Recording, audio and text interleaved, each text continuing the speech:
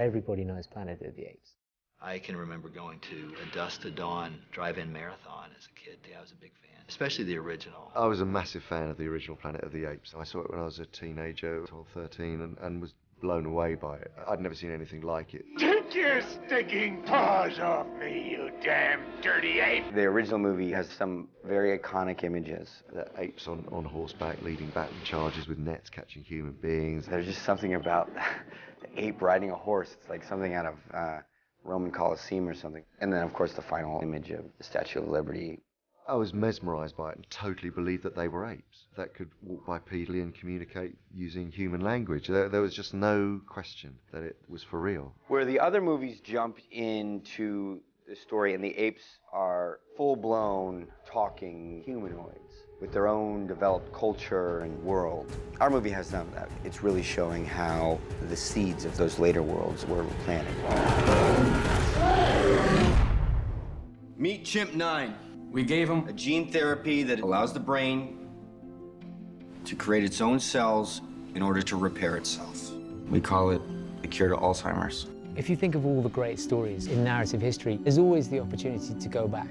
And this one in particular, I think what is great is the beauty of the original story in so many ways is, what is this world? How did this world come about? And Charlton Heston on the beach, dragging his hands through the sand, saying, you did it, you really went and did it. That, to me, is the springboard for this story. What we're doing is we're setting up the idea that this is a story about the end of our civilization and the beginning of a new one. I had collected a variety of material for different ideas for scripts. Everything from genetic research. I'd been following that several chimps had attacked their owners. You know, there's been a lot of that in the news in the last number of years.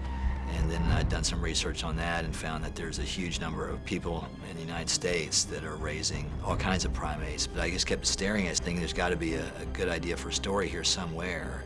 And the truth of the idea just popped. Oh my God, I think this is Planet of the Apes.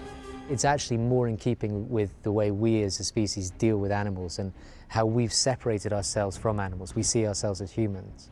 And animals are animals, donkeys and horses, they're animals. We cast them all in one light. And there's therefore always that thought that we are better than them. Apes and chimpanzees in particular, we've tried to domesticize them, we've used them, we've exploited them. And this story is about the turning point, the tipping point for that.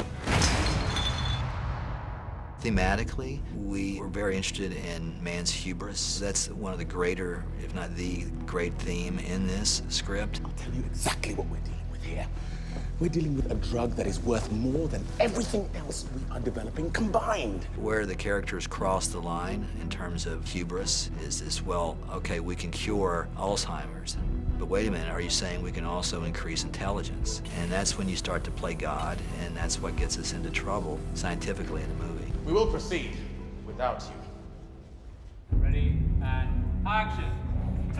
It was very important to try and get the mythology as close as possible and to respect the original, which we had great respect for anyway, but all the films. Once the idea came together that we were going to reinvent Planet of the Apes, we knew what the general idea was, but then we started researching and watching all the old movies, and there's a reference in one of the films that the first ape to lead was named Caesar, and the first word spoken was no. And we built our movie around that moment, that Caesar would at some point rise up, look a human in the eye, and say the word no.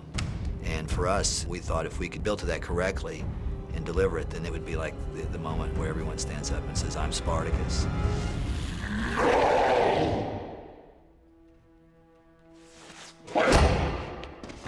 In the same vein as The Elephant Man and John Merrick and those that, you know, we don't understand, but at the same time they have actually a bigger heart and a bigger emotion that we sometimes are capable of, how we can turn them into individuals that are capable of rising up and saying no.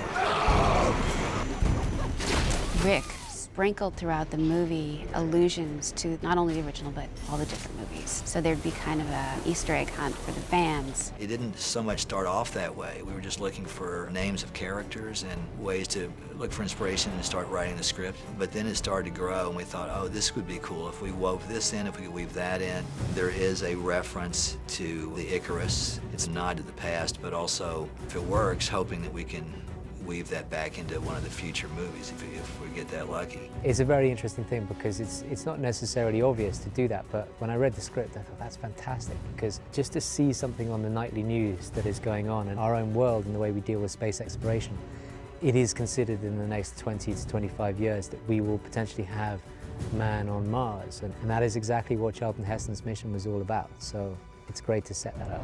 The most obvious ones are some of the names. Maurice, I would think, would be extremely obvious. The orangutan, the connection to that. If you look deep into cast and crew, you'll find other names. I mean, way deep. Rocket, Buck. There are scientific numbers in the formulas that are directly linked to the previous movies. 112 is the therapy that's developed, and 112 minutes is the running time of the original. The therapy was called at one point RT-112, which I thought, running time 112, but it ended up being changed in the development of the script. It's a fine line between having a lot of fun. You don't want to go so far that it's ridiculous,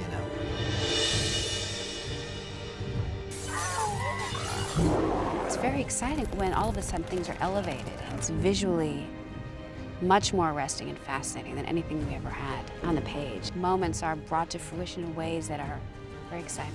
Amanda and I took great care in trying to please and win back a lot of the Planet of the Apes fans. At the same time, realizing we were going to have to make some different changes. You can't really do the same thing, especially if you're setting it in a contemporary way and you're trying to tell it in a very realistic way.